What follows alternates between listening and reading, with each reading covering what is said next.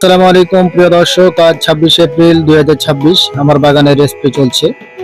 এ সময় ফল ঝরা এবং ফল ছিদ্রকারী পোকা, সাথে লেদা পোকার আক্রমণ হয়।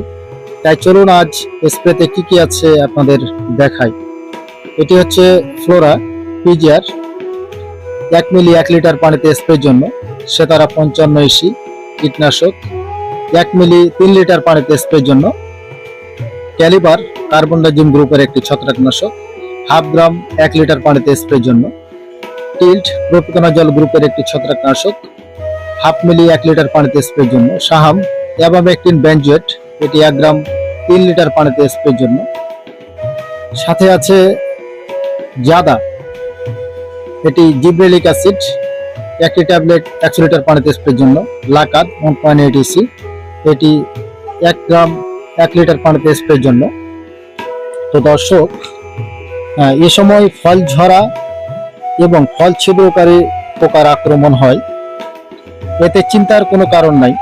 এই স্প্রেগুলো করবেন, কিংবা এ গ্রুপের যে কোনো ভালো কোম্পানির ওষুধ স্প্রে করলে দুটি সমস্যার সমাধান হবে ইনশাল্লাহ। আমি এগুলো স্প্রে করেছি এবং খুব ভালো রেজাল্ট পেয়েছি, এর জন্য আপনাদের সাজেস্ট করছি। তবে একটি কথা, ফল ঝরার ক্ষেত্রে আপনারা লক্ষ্য রাখবেন, গাছে যদি অ্যানথ্রাক্স অর্থাৎ ছত্রাকজনিত কারণে সাথে পুষ্টিজনিত অভাবে ফল ঝরে যায়, তাহলে এগুলা স্প্রে করলে 100% রেজাল্ট পাবেন ইনশাল্লাহ। আর যদি গাছে ধারণ ক্ষমতার চেয়ে ফল যদি বেশি থাকে, যত ভালো কোম্পানির যত ওষুধ দেন না কেন, কোনো উপকারে আসবে না।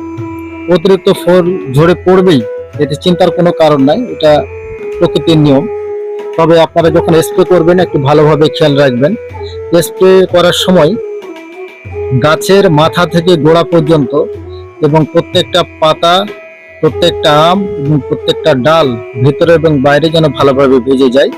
এতে আপনার যে ফল ছিদ্রকারী পোকা এবং ছত্রাক, এগুলো ধ্বংস হবে এবং আপনার গাছ এবং ফল উভয় ভালো থাকবে। তো আজ এ পর্যন্তই। ভালো থাকবেন, সুস্থ থাকবেন এবং আমার চ্যানেলটি ফলো দিয়ে পাশে থাকবেন, এবং কোনো পরামর্শ যদি থাকে অবশ্যই আমাকে দেবেন। আসসালামু আলাইকুম।